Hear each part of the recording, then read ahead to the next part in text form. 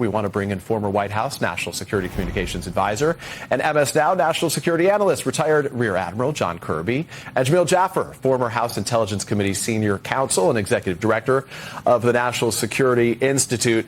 Admiral, it's nice to see you. I want to ask you about the president's latest comments that the U.S. was, in his words, low-keying it with Iran and only, in his words, semi-negotiating with them. What do you take that to mean? Why this seemingly more relaxed or at least less aggressive stance toward reaching a deal? It shows me a couple of things. Number one, I think it definitely demonstrates that his options are narrowing. Bombing only emboldens the hardliners, and you're running out of munitions. Negotiating only works if you're doing it with the moderates, and they don't have the power.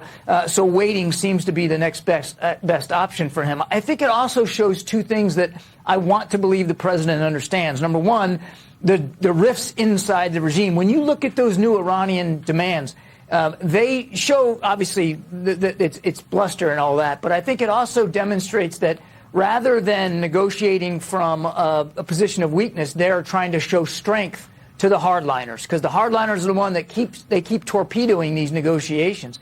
And number two, I think it shows that Mr. Trump understands just what kind of economic pressure that the Iranians are under. 40% inflation, can't pay their troops.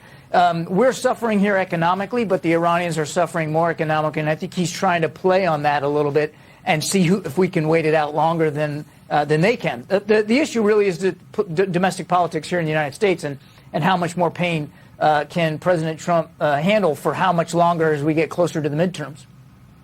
The president made clear in some recent interviews, he said, I'm not really worried about the midterms anymore. We recognize the internal politics and the conversation that happens behind closed doors. But, Jamil, let me ask you about this. This did seem like very different language for the president. He has warned of World War III is coming, then he backs away. He's warned this is going to be the biggest obliteration they've ever experienced, then he backs away at the last minute.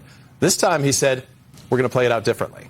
Well, I think that's part of the challenge here, Peter, is that the president hasn't really carried through on his threats. And so if he had been carrying through on his threats, and there have been times in which, mind you, he's hit the Iranians hard right at the outset, along the way a couple of times, but he hasn't done the job to reopen the strait himself. Having not done that and not being willing to take on that effort, he seems to be now taking his own message to heart and saying, okay, well, we're going to low-key it. He's actually been low-keying it for quite a long time. He's just been saying a lot of bombastic things, not carrying through. So Iran said that it wants to revisit these sort of items from the Memorandum of Understanding, all 14 points that were there. This was dealt with, we thought, in June. So were we basically back at the drawing board, back where we started several months ago? Well, this is the problem. Right now, President Trump is playing Charlie Brown to Lucy with the football.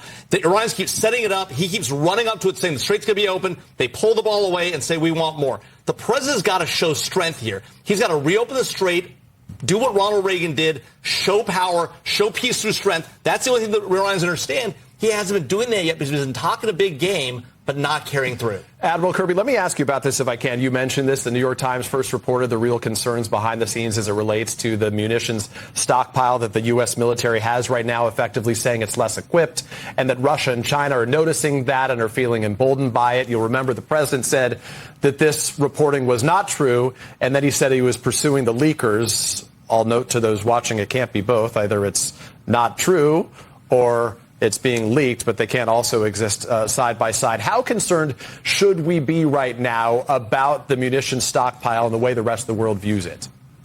Very concerned. And I believe that the Pentagon leadership is also likewise concerned when, of course, they counsel the president. You don't have as many munitions left as you want if you want to go back to World War II level bombing. Maybe weeks, that's the max you could do. So I think we should all be very concerned about that. Certainly, I know the defense industry is concerned, and they want to help, but they need contracts. You can't just bludgeon them or try to beat them into doing it. You got to actually sign contracts, which is why, again, the debate on the Hill over the defense budget and the extra appropriations that they want are so important.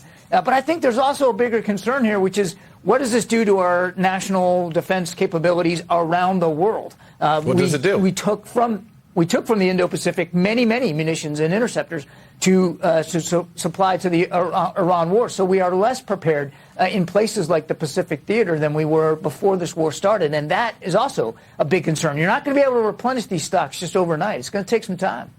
Yeah, Jamil, let me ask you, if I can, quickly about another topic from that region, the topic of Israel right now. The Prime Minister Benjamin Netanyahu this weekend rejected this peace plan for Gaza that was backed by President Trump and his administration. This has been a tense relationship between the two for quite some time right now. I just want to get your sense right now about the break between these two leaders. This is something the president, I was there at the Knesset when he was speaking. He even praised Netanyahu at the time. Where does this leave us as the president's trying to resolve one of the first crises that he witnessed under his administration? Well, look, I mean, the challenge here is that the idea that Hamas is going to completely disarm, right, under the president's own peace plan, right, seems unrealistic, right? That just seems like it was never going to happen. And so when the president put this peace plan out, this board of peace effort, right, everyone looked at it and said, neither the Israelis nor Hamas are going to agree to this. Why is he putting this out there? And there must have been some notion that they would agree to this, but it doesn't seem like that was the case.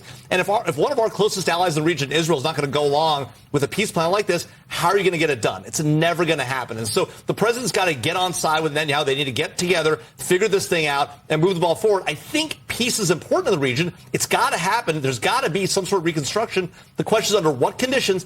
And Prime Minister Netanyahu has always been clear. No peace without Hamas disarming. Hamas is never going to do that. So how are we going to get to it? It seems like Netanyahu's still driving the train in a lot of ways in his own backyard there. Jamil Jaffer, nice to see you. Admiral John Kirby, always a pleasure to have you here. Thank you for joining us on State of Play.